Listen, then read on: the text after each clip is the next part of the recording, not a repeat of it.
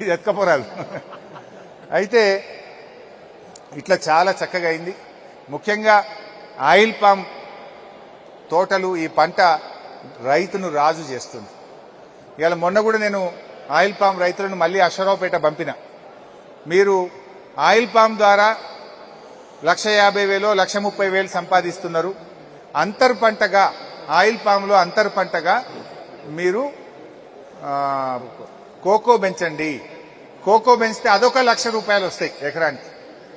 అది కూడా పెంచండి అని చెప్తే రైతులు తయారవుతున్నారు. మొన్న ఆఫీసర్స్తో కూడా మాట్లాడినా 4 సంవత్సరాలు పూర్తయిన రైతులు ఇప్పుడు కోకో కూడా పెంచుకుంటే ఈ 1,50,000 సోపతికి ఇంకొక ₹1,00,000 అది కూడా వస్తుంది.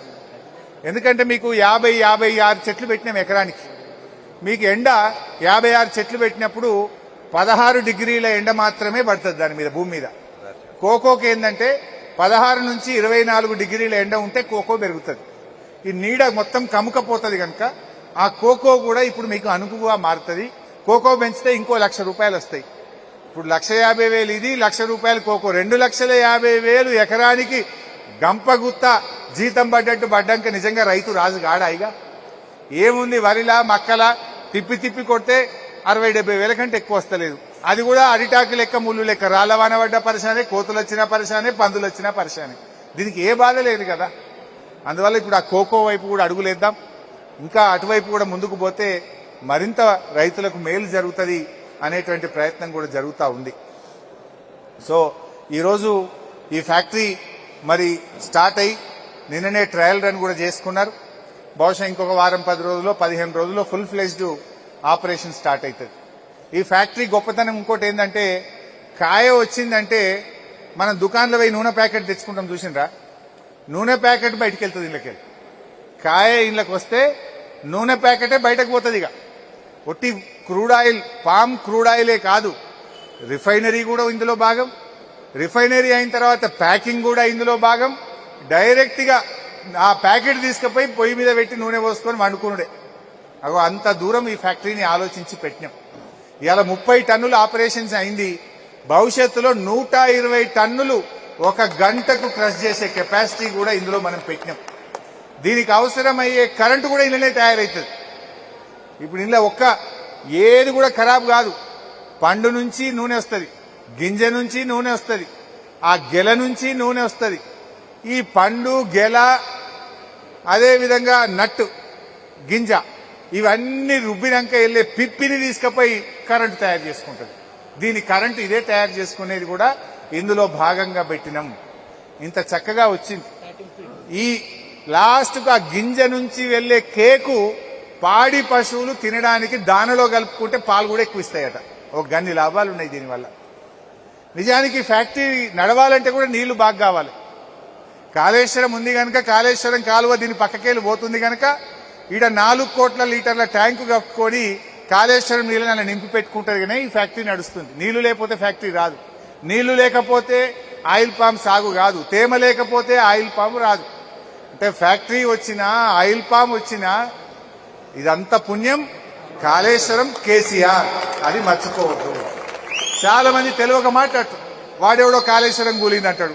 వాడికి ఎవడో కన్నులుంటే వచ్చి రంగనాయక సాగర్ లో చూస్తేనో, మా నర్మేట కాలువ చూస్తే కూలిందా, పండిందా, కాళేశ్వరంతో మేము బాగుపడ్డామా, చెడిపోయినామా, మా నర్మేట రైతుల్లో, మా ఖానాపూర్ రైతుల్లో, ఎవరు నంగునూరులను అడిగితే చెప్తారు. చెప్పరా?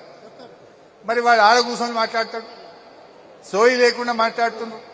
బట్ ఇవాళ ప్రజలకు, రైతులకైతే అన్ని విషయాలు కూడా చక్కగా మనకు అర్థమవుతా ఉన్నాయి. ఆయిల్ పామ్ కూడా 4 నెలలు బాగా వస్తుంది. జూలై, ఆగస్ట్, సెప్టెంబర్, అక్టోబర్ ఈ 4 నెలల్లో 50% పంట వస్తుంది. 50% పంట 4 నెలలు వస్తుంది. మిగతా 8 నెలల్లో 50% వస్తుంది. ఇది సీజన్ బట్టి కూడా వస్తుంటది. ఇక కాంగ్రెస్ వాళ్ళ పాత్ర మనం పెద్ద మాట్లాడేదేం లేదు. కానీ కొంతమందికి 6,000 ఉంటుంది మనుషులకు.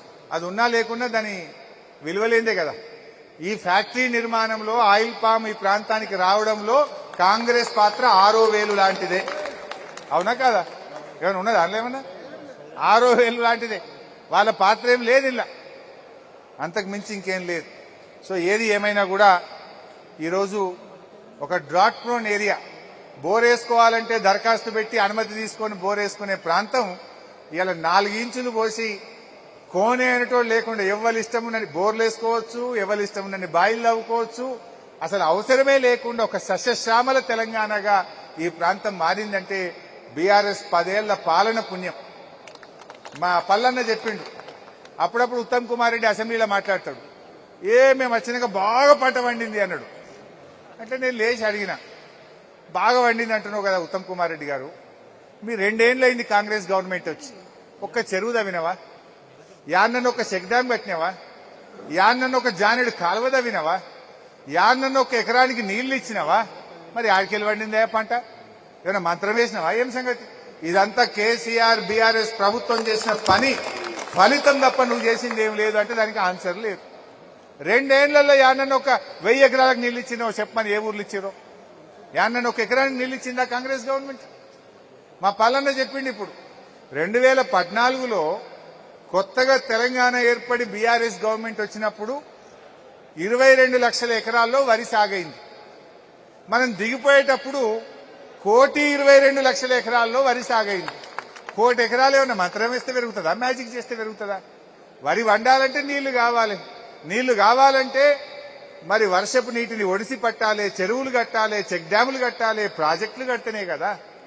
మేము వచ్చినాక పెరిగింది, మేము వచ్చినాక ఏం చేసినావు నువ్వు? ఏ పార్టీ పెరిగింది?